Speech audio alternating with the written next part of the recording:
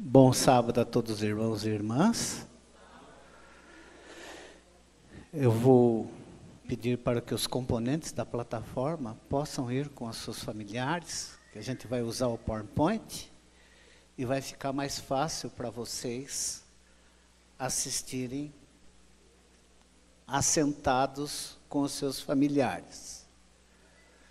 Bom, eu quero explicar para vocês um pouco o motivo do meu atraso.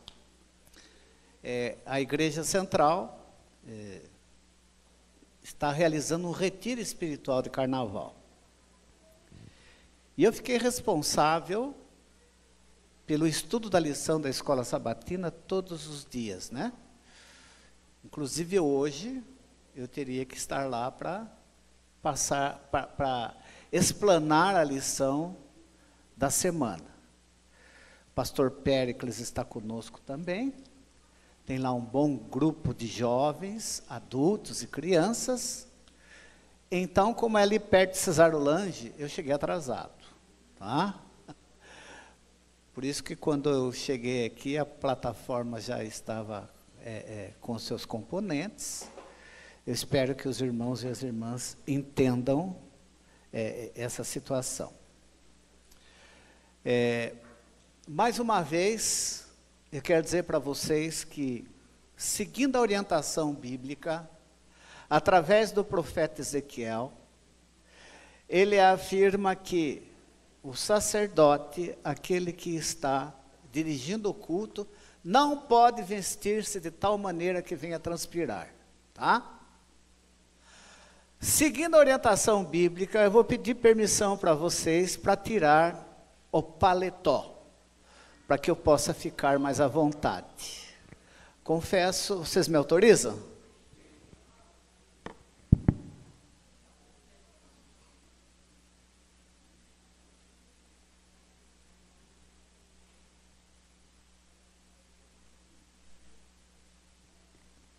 Confesso que o paletó é que nem farda do exército. No calor, ele deixa você incomodado, transpirando, e no frio não esquenta. É uma coisa terrível isso daí. Feche seus olhos, vamos convidar o Espírito Santo, para que ele realmente seja aquele que ensine-nos nesses momentos do culto divino. Querido Pai, a Tua palavra é a única segurança para a nossa vida espiritual, para a nossa salvação, para o fortalecimento da nossa fé. Temos uma natureza pecaminosa e temos dificuldade de entender a Tua vontade, os Teus ensinos, mas o Teu bom e santo Espírito, ele supera as nossas dificuldades e, através da Tua graça, faz-nos compreender o Teu plano de salvação. Que Teu Espírito Santo ilumine a mente de todos nós aqui nesse momento e nos ajude a entender esse assunto que vamos expor da Tua palavra com clareza, com alegria e com louvor a Ti. Em nome de Jesus, nós Te pedimos essas bênçãos. Amém. Bom, o tema de hoje é: difícil se salvar ou é difícil se perder? O que vocês acham?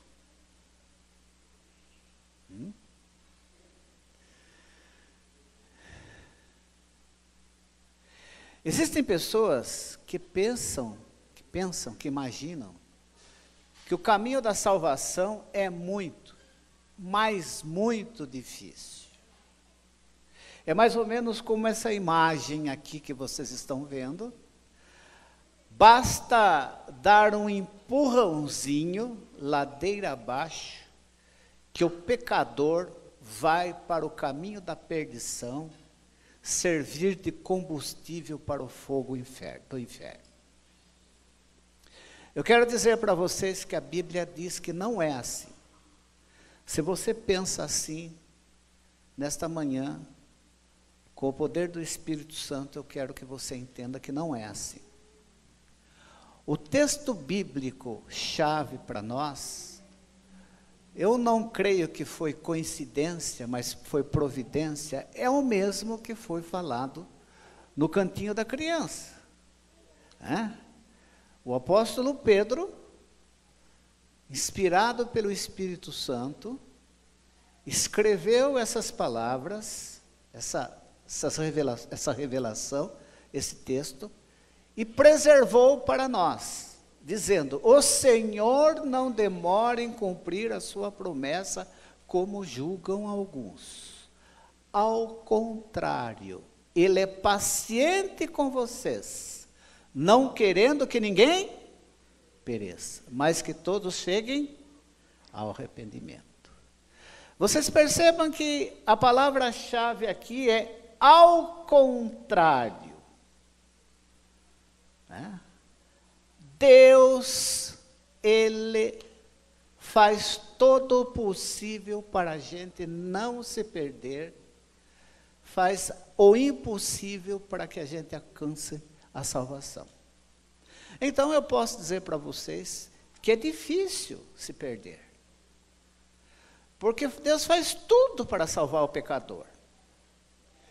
Eu me impressiono com o Evangelho de Mateus, no capítulo 25, quando Jesus conta aquela parábola do grande julgamento, onde alguns virão: Senhor, em teu nome fizemos isso, fizemos aquilo, e Ele vai separar os bodes dos cabritos. E Ele foi muito enfático. Ele afirmou, e Mateus registrou, que o fogo eterno está preparado para o diabo e seus anjos, não para nós. Está lá na Bíblia, está aqui na Bíblia. O fogo eterno está preparado para o diabo e seus anjos. Deus não preparou para o ser humano. Nós fomos criados para substituir, ocupar o lugar dos anjos caídos. Agora, raciocínio é o seguinte: Deus nos deu todo o céu na oferta mais valiosa de todas, que é Jesus Cristo. Raciocinemos. Se Deus nos deu seu próprio Filho, Ele certamente está resolvido, determinado a usar todos os recursos do céu, a fim de que ninguém se perca.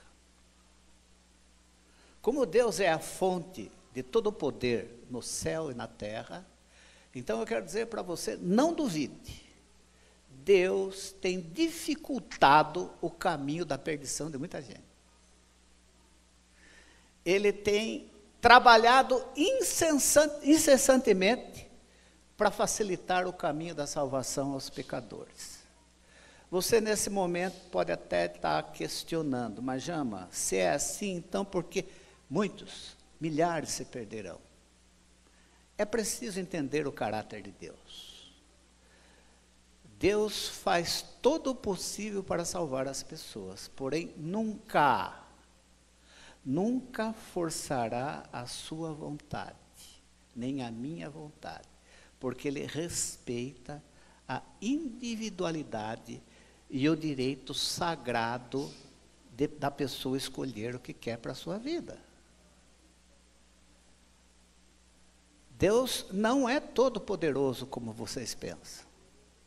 Ele, depois que criou criaturas à sua imagem e semelhança, dando para essas criaturas o poder de escolha, Ele ficou vulnerável à escolha dessas pessoas. Tem que respeitar. Se eu não quiser me salvar, embora eu sei que Deus e todo o céu deseja a minha salvação, Ele vai respeitar a minha decisão. Nosso Senhor cuida de cada pessoa nascida nesse mundo. É Ele que está mantendo o meu coração batendo nesse momento. E eu quero que você saiba o seguinte: Deus nunca nos culpou por termos nascido neste mundo de pecado. Ele sabe que nascemos pecadores. Ele conhece a nossa natureza pecadora. Ele não nos culpa por isso.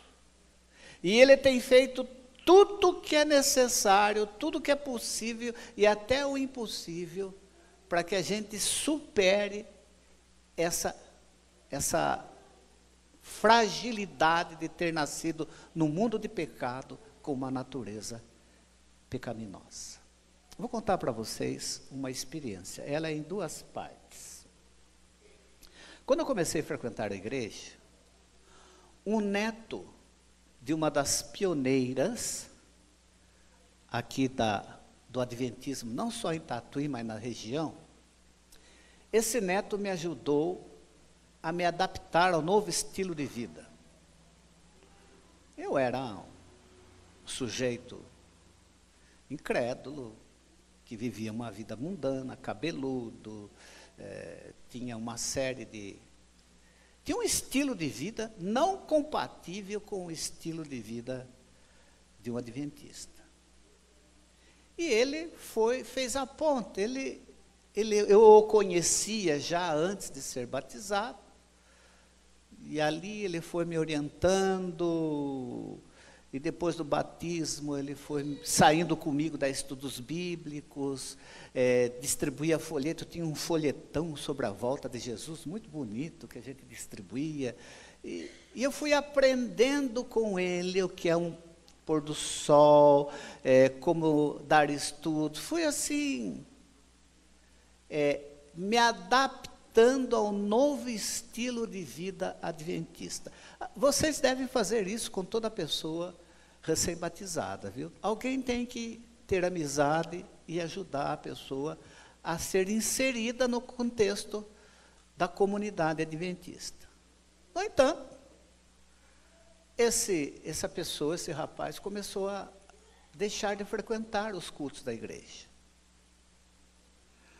Já não ia, na quarta-feira ele não ia porque ele estudava, mas ele era assíduo frequentador aos domingos, aos sábados. Começou a deixar de ir na igreja aos domingos, depois não comparecia mais aos sábados, foi faltando, e quando uma pessoa não vem na igreja, o que nós, irmãos, devemos fazer? Irmãos e irmãs? Visitar, ver o que está acontecendo. Não, ele foi tão importante na minha vida, eu fui lá visitá-lo. Cheguei na casa desse rapaz, encontrei ele triste, desanimado, abatido. Falei para ele, posso fazer alguma coisa por você, fulano? Ele respondeu sim. Você pode me fazer esquecer esse assunto de Deus, esse assunto de Bíblia, esse assunto de Espírito e profecia? Eu levei um susto. Como?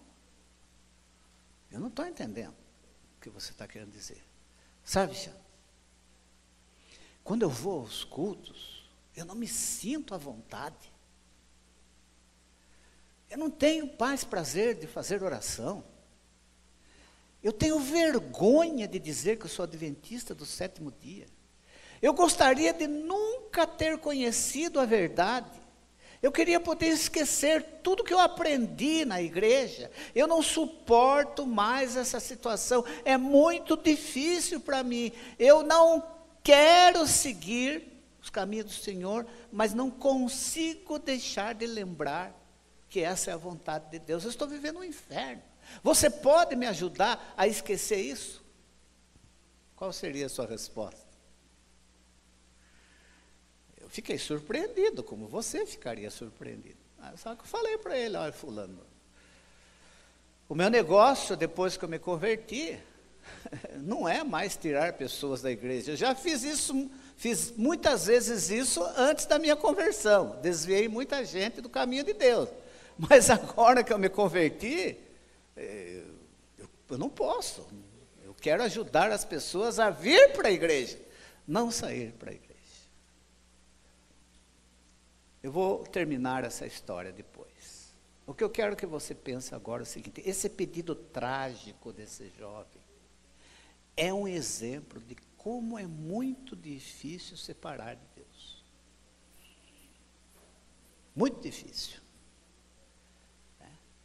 Deus coloca obstáculos, barreiras, pedras de tropeço, entre aspas, impedimentos, para evitar a nossa perdição. A gente acha que é só o diabo que trabalha para a nossa perdição. Mas Deus também trabalha para evitar a nossa perdição. E eu quero considerar com vocês nessa manhã alguns desses obstáculos, dessas barreiras, dessas pedras de tropeço, desses impedimentos que Deus coloca na nossa vida para evitar que a gente se perca. Vejamos alguns deles. Né? Você já percebeu que existe Bíblia em todos os lugares? Já percebeu? Ela vem de todas as formas, de todos os tamanhos. Está na internet, está no seu computador, está no seu celular. Há Bíblias em várias versões, há Bíblias bilíngues, há Bíblias nos idiomas originais, hebraico, aramaico, grego, koiné, para você estudar. Tem Bíblia de tudo quanto é gente. Quantas Bíblias você tem? Eu tenho mais de 20 Bíblias de estudo.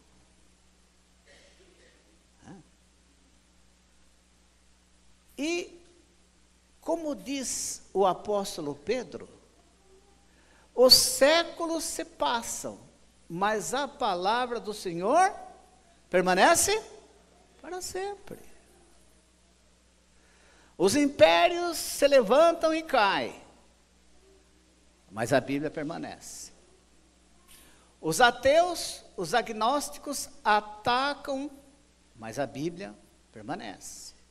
Os intelectuais negam a sua inspiração, os incrédulos abandonam, mas a Bíblia permanece pelos séculos dos séculos e vai permanecer até a volta de Jesus. Amém? Mesmo quando a pessoa não abre a Bíblia, só a presença dela faz diferença. Apesar de eu estar gordinho, eu pratico esporte. O meu esporte preferido é futebol de campo. Então, eu treino 2 vezes por semana com veterano e uma vez num trabalho que a gente faz lá no Santa Rita. E eu quero contar para vocês uma experiência de um desses meus colegas veteranos. Eles me respeitam. Eles sabem que eu sou um cristão, inclusive eles me pedem para tomar conta do treino, do dinheiro, porque depois que a gente começou a passar a tomar conta, acabou os problemas e também começou a sobrar dinheiro. Então vocês imaginam como é que era antes. Então eu estou há vários anos, quero deixar, e ele, não. Mas esse meu colega contou para mim uma experiência que ele teve. Ele falou: Jean, eu preciso falar para você uma coisa. Eu sei que você é um homem da Bíblia, tudo. Você sempre está falando aqui para a gente das coisas da Bíblia. Mas olha, você sabe que eu trabalho numa empresa tal, né? Eu sei. Conheci lá uma colega de trabalho lá. E ela é casada. E você sabe como é que é, né? Conversa vai, conversa vem. Bonita. A gente começou a sentir atração pelo outro. Então nós resolvemos ter uma noite só entre nós dois. Mas eu resolvi fazer o seguinte, sabe como é que é? Motel está muito manjado. Quando você vai no motel, todo mundo fica sabendo que espalha, se encontra a gente lá, a turma fala. Eu combinei com ela para ir num hotel fora de Tatuí. E quando nós chegamos lá no hotel, prontos para consumar a nossa decisão de adultério, nisso aqui, que ainda é criado mudo, que chamam? Criado mudo é porque ele não fala, né? Todo hotel você pode ver que tem normalmente tem uma Bíblia em cima do criado mudo ou dentro da gaveta. Quando nós entramos e vimos a Bíblia ali no criado mudo, começou a acontecer comigo e com ela uma sensação de que nós estávamos fazendo algo que não era correto. Eu não abri a Bíblia, nem ela, mas a presença da Bíblia fez com que a gente parasse e pensasse. Então, nós decidimos não consumar o ato sexual e voltamos para casa. Mesmo quando você não abre a Bíblia, só a presença da Bíblia é capaz de fazer as pessoas deixarem de pecar, desviar as pessoas do caminho da perdição. Outro obstáculo que Deus coloca para impedir a nossa perdição são as pregações do Evangelho. Como diz o apóstolo Paulo, visto que na sabedoria de Deus o mundo não o conheceu por meio da sabedoria humana, agradou a Deus salvar aqueles que creem por meio da loucura da pregação. A pregação, gente, tem poder de desviar as pessoas da perdição. As pregações hoje estão espalhadas fora do púlpito, viu, gente? Tem muito mais pregação sendo ouvida, veiculada na internet do que nas igrejas. Você entra lá na televisão, você vai no YouTube, você lá tem uma infinidade de pregadores das mais variadas igrejas, inclusive da nossa. Você ouve pregação a hora que você quiser, no seu celular você ouve, no seu computador você ouve.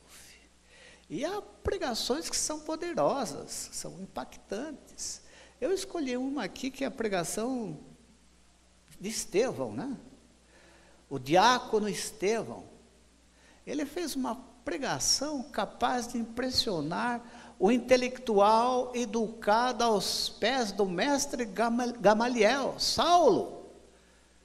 Foi a pregação de Estevão que começou a convencer Saulo a respeito de Jesus. Nós pensamos que foi o encontro dele com Jesus ali na estrada de Damasco. Sim, ali foi o clímax, mas a pregação do diácono Estevão ficou martelando na cabeça de Saulo. Ele não podia contrapor as evidências da pregação de Estevão e acabou cedendo ao poder da palavra de Deus e se tornando no grande apóstolo Paulo. Você é capaz de lembrar as pregações que já impactaram a sua vida? Tem, não tem? Há alguns anos atrás, quando a igreja Nova Tatuí ainda se reunia na parte de baixo, que ela estava sendo construída na parte de cima, parte superior, a igreja me convidou para fazer lá uma semana de oração. Eu fui, fiz a semana. Quando chegou no sábado, no encerramento, eu recebi uma cartinha de uma pessoa, que eu guardo com muito carinho. Eu guardo ela para não revelar o nome. Na cartinha ela dizia o seguinte, que ela tinha tomado uma decisão. Ela iria cometer suicídio. Ela tinha decidido isso. A vida dela estava toda desorientada, desarrumada, e ela ia cometer suicídio. E eu fiz o tema As Grandes Imagens de Deus, mostrando o poder de Deus na vida do seu povo e das suas pessoas. E ela veio no sábado, voltou no domingo, veio na segunda, na terça. E na cartinha ela dizia para você, as suas pregações mudaram a minha maneira de enxergar a vida, de enxergar a Deus, e eu desisti da minha decisão de cometer suicídio. Vocês percebem? Eu não sou um grande pregador, nem pretendo ser. Sou um pregador realista, eu gosto muito de ser realista. Mas o poder da palavra de Deus impressiona as pessoas. E impressionou essa mulher e impediu ela de cometer um ato de loucura. Né? Outro obstáculo que Deus coloca para impedir a gente de se perder é a oração intercessória. Como diz Tiago, irmão de Jesus, muito pode a oração de um justo. Gente, a oração intercessória funciona. Não há distância para a oração intercessória. A pessoa pode estar lá na Europa, nos Estados Unidos, na Austrália, na África, e você pode orar por ela a quilômetros de distância e as coisas funcionam. Jesus utilizou a oração intercessória para impedir que Pedro caísse. Jesus falou para Pedro: olha, o diabo vai cirandar você, mas eu orei por você. E eu quero contar aqui para vocês uma experiência pessoal de oração intercessória. Eu tenho um amigo, muitos de vocês já devem ter visto ele, é o Rude, José Rude. Ele é meu amigo desde a infância, mais de 50 anos. Ele foi, antes de ir para os Estados Unidos, ele frequentou a igreja. Lá nos Estados Unidos ele esteve frequentando a igreja, e eu sempre orando por ele. A gente desenvolveu uma amizade muito grande. Ele era uma pessoa difícil, lê muito, tem muita cultura, então ele não conversa com qualquer um, os assuntos dele são assuntos que você precisa estar ao par para conversar com ele. E ele foi acometido de câncer. Estava nos Estados Unidos, teve um câncer no rim, voltou aqui para o Brasil. Tirou um dos rins lá nos Estados Unidos, voltou e ficou frequentando a igreja. E aonde eu ia, eu levava o Ruth. E orando por ele. Ruth, o que impede você de se batizar? Não, eu tenho um problema, enquanto não resolver esse problema, eu não posso me batizar. Não, ele é um sujeito muito justo. Não, eu tenho esse problema, o problema era com o irmão dele. O irmão dele, desculpa a expressão, é um homem que só criou problemas para a família e para ele também. Então, havia um distanciamento entre os dois, eles moravam na mesma casa e não se falavam há mais de 40 anos. Conversei com a Sônia, minha esposa. A Sônia também é muito amiga dele. Como é que... Falei assim, eu acho que nós vamos perder essa batalha. Esse rapaz vai morrer e não vai se batizar. Aí, o câncer dele passou para a próstata. E eu percebi que começou o início de metástase. E a gente orando. Falei assim, será que vai funcionar essa oração intercessória? Quando foi cerca de aproximadamente uns 20 dias atrás, ele já não estava conseguindo mais caminhar. Eu levava ele da igreja de carro, trazia de carro. O irmão dele, percebendo que ele estava mal, tomou a iniciativa e foi procurar ele para estabelecer as pazes. Quem iria imaginar isso? E na minha visão, eu imaginava que ele iria tomar a decisão para procurar o irmão. Mas quem foi sensível foi o irmão, que sempre causou problema para ele, procurou ele, os dois se acertaram, aí ele ligou para mim. Agora dá para se batizar. Só que eu fui fazer a visita para ele e vi que o estado de saúde dele não estava muito bom, que a metástase foi aumentando. Chamei o pastor, tem que batizar rápido. Numa quinta-feira, 14h, nós fizemos o batismo do Ruth, cerca de 20 dias atrás. Tinha mais gente na igreja na quinta-feira, às 14h, que aos domingos. O pessoal ficou sabendo, e olha como Deus trabalha. 3 pessoas foram ver o batismo na quinta-feira, às 14h. E eu comecei o estudo bíblico com elas. E uma delas já se decidiu pelo batismo. A oração intercessória funciona. O Rudy está muito mal. A metástase está tomando conta. E hoje ele está realmente muito mal, está chegando ao fim. Mas tenho esperança de que quando Jesus voltar, essa nossa amizade vai continuar na nova terra. Meu irmão, minha irmã, a oração intercessória funciona. Eu não sei explicar para você como funciona, mas que funciona, funciona. Outra coisa que Deus trabalha com a gente é a nossa consciência. A consciência é essa capacidade que eu e você temos de autoavaliação, se enxergar, tá?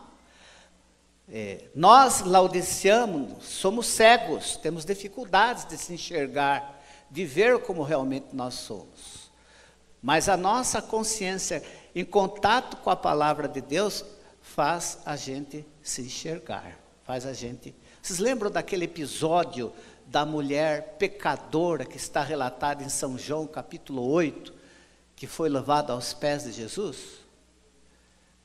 E os líderes queriam fazer uma pegadinha com Jesus e disseram: Jesus, ela foi pega em adultério. A lei diz que tem que ser apedrejada. E tu o que dizes? Se mandasse apedrejar, Jesus mandasse apedrejar, criaria um problema com Roma. Se não mandasse apedrejar, criaria um problema com as orientações mosaicas. O que Jesus falou? Quem não tiver nenhum pecado, que atire a primeira pedra. E João descreve no versículo 9, que acusados pela consciência, foram se retirando. Quantas vezes a minha consciência já me acusou? Quantas vezes a sua consciência já acusou você?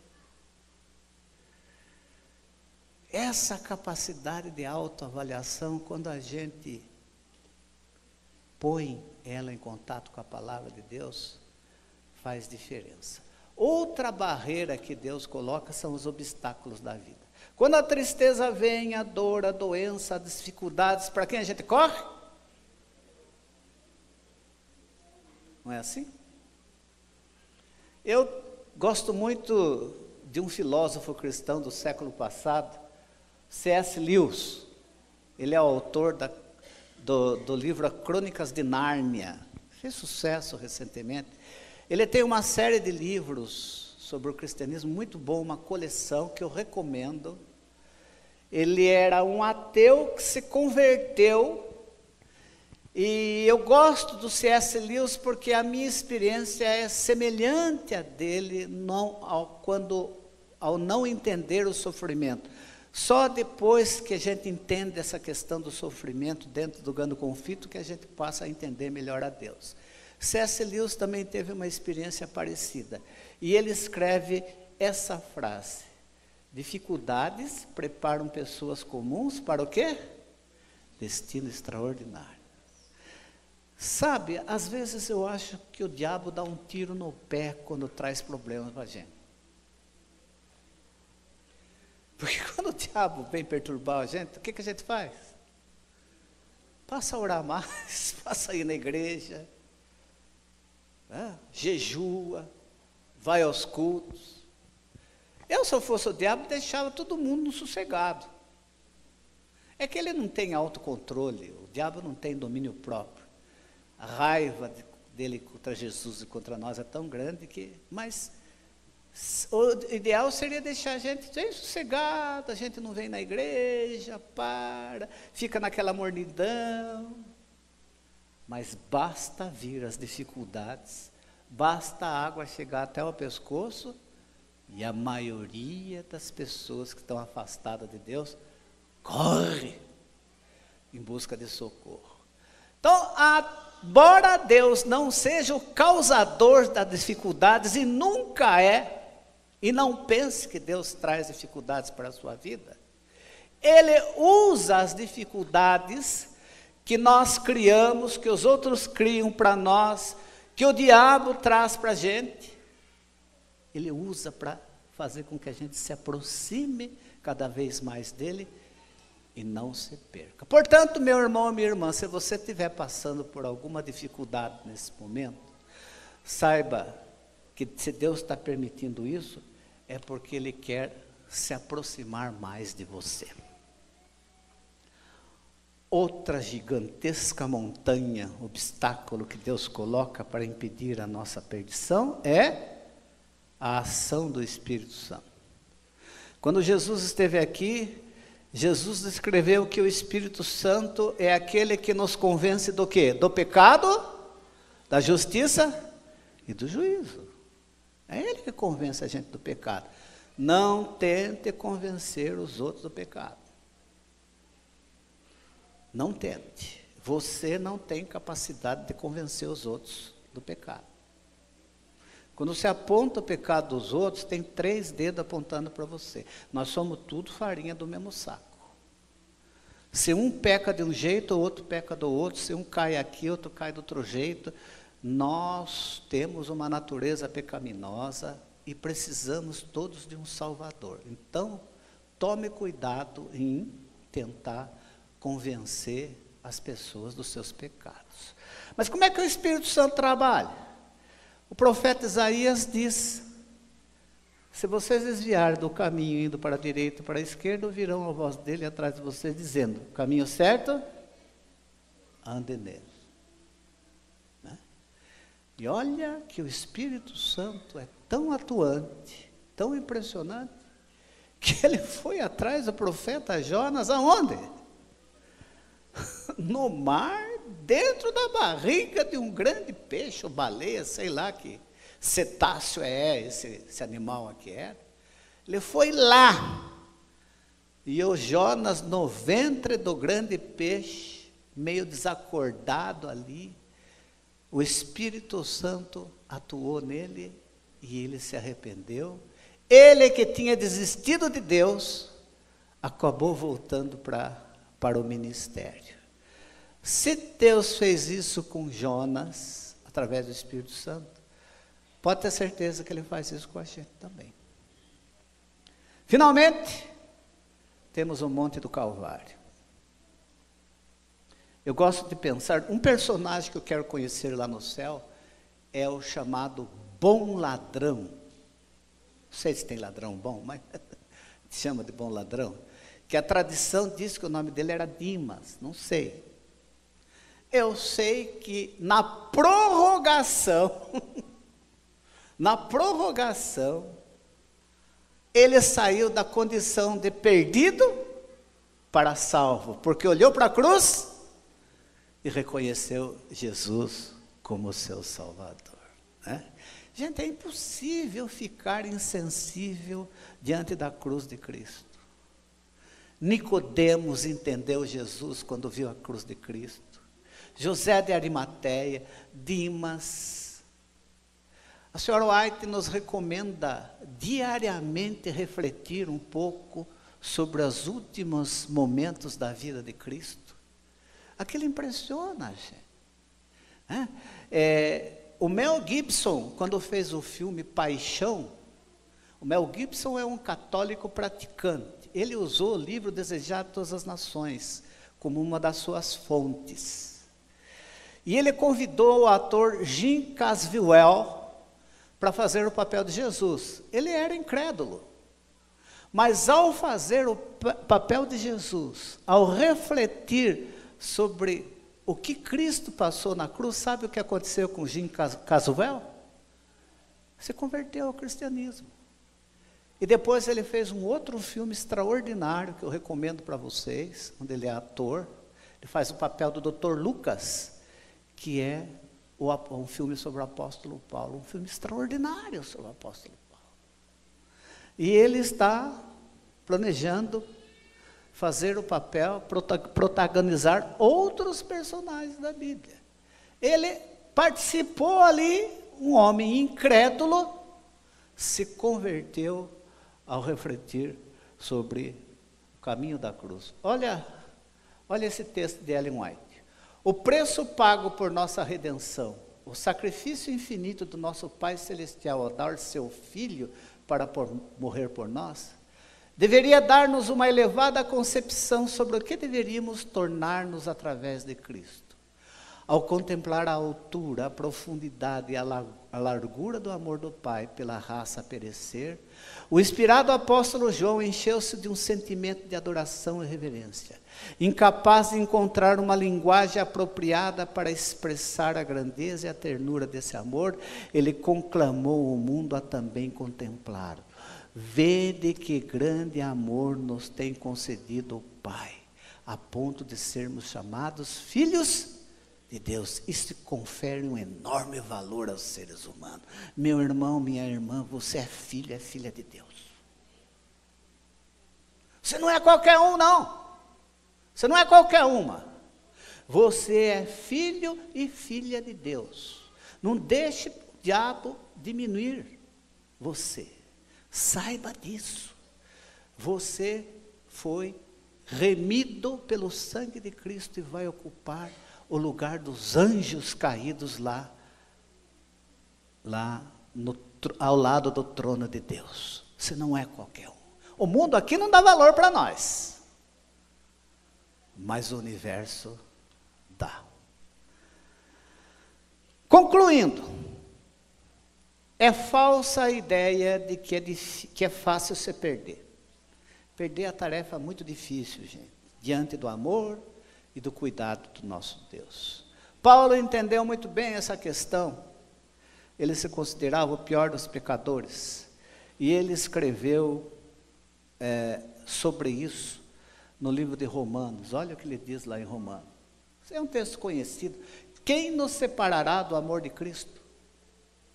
Pois estou convencido de que nem morte, nem vida, nem anjos, nem demônios, nem o presente, nem o futuro, nem quaisquer poderes, nem altura, nem profundidade, nem qualquer outra coisa na criação será capaz de nos separar do amor de Deus que está em Cristo Jesus, nosso Senhor. E você não diz amém?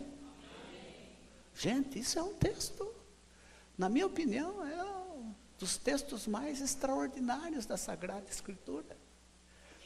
Se depender de Deus, gente, ninguém se perde.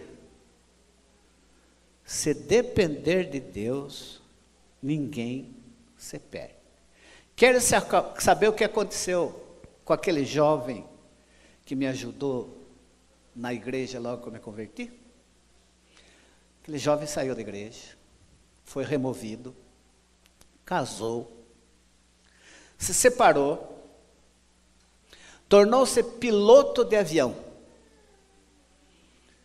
viaja pelo mundo todo e conheceu uma mulher na China, se casou com uma chinesa, e veio morar em Cerquilho. A igreja de Cerquilho, certa feita, me convidou para fazer uma semana de oração. Estou lá fazendo a semana de oração. No sábado, primeiro dia, quem aparece? Ele. Fui lá, ô fulano, como é que tá? Estou morando aqui em Cerquilho, fiquei sabendo que tem a semana de oração, que você vai fazer a semana de oração. Eu falei, eu não. É o Espírito de Deus que vai fazer. Eu sou só um instrumento. Posso vir assistir a semana? Claro que pode, lógico que pode. Você deve vir. E ele veio no sábado, veio no domingo, e veio na segunda, e veio na terça, e veio na quarta. Era mês assim, começo de outubro, quando tem aquelas mudanças de temperatura. Na sexta-feira, gente, o tempo mudou na hora do culto de uma tal maneira, deu uma tempestade em Cerquilho, mas uma daquelas, bem na hora que ele estava pregando. E apagou-se as luzes da cidade, menos na igreja. Eu achei que era. Hoje a tecnologia é tão grande, nem... deve ter um gerador, alguma coisa aí que está fazendo a... Mas eu percebi um burburinho na igreja, o pessoal comentando, falei, o que está acontecendo, gente? Falei, você não está percebendo? Falei, o quê? Apagou a luz na cidade. Sim, e daí? Aqui está acesa. Falei, por quê? Não tem gerador aqui? Não. Aí caiu a ficha. Falei, gente, Deus está querendo falar alguma coisa com alguém. Eu sabia que era com ele. Sabia. Essa pessoa, Deus está mostrando que tem interesse nela.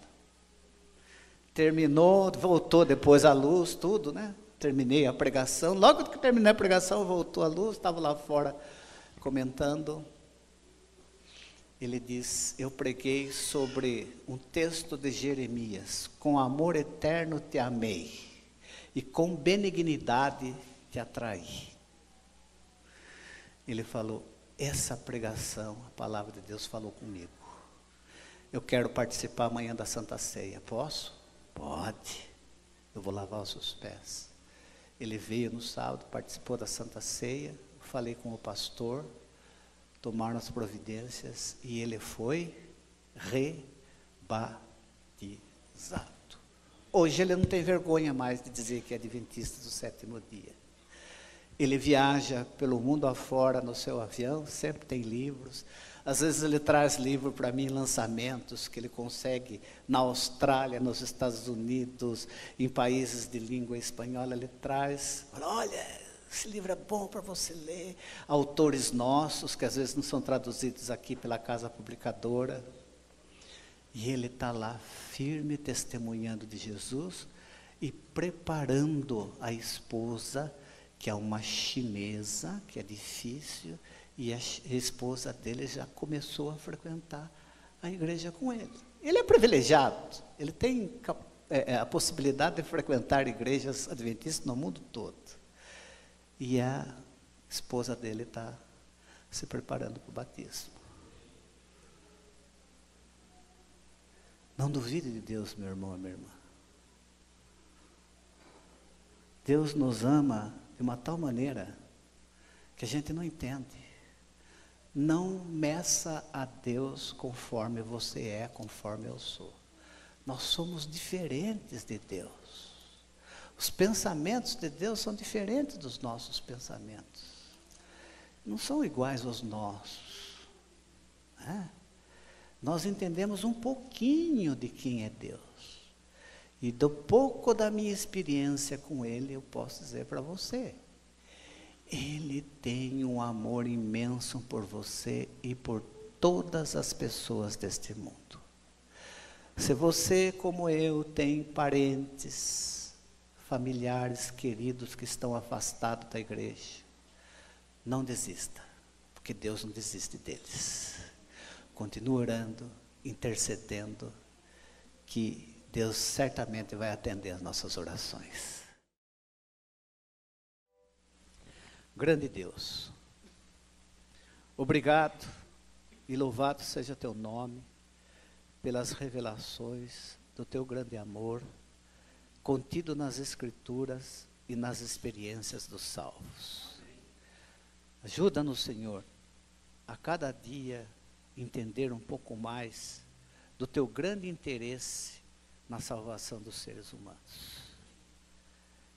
Ajuda-nos, Senhor, a entender que somos instrumentos nas tuas mãos, para o Senhor chegar até essas pessoas que necessitam conhecer a tua palavra. Abençoa esta igreja em todos os seus projetos, Pai. Que cada irmão, que cada irmã aqui desta igreja seja um instrumento nas tuas mãos. E que neste ano, almas tão preciosas para ti, possam ser preciosas para nós, e o Senhor possa nos usar de alguma forma, de alguma maneira, para trazê-los até a ti. Amém. Fica conosco no restante desse teu santo dia, nos abençoe, nos acompanhe, em nome e por amor de Jesus. Amém. Amém.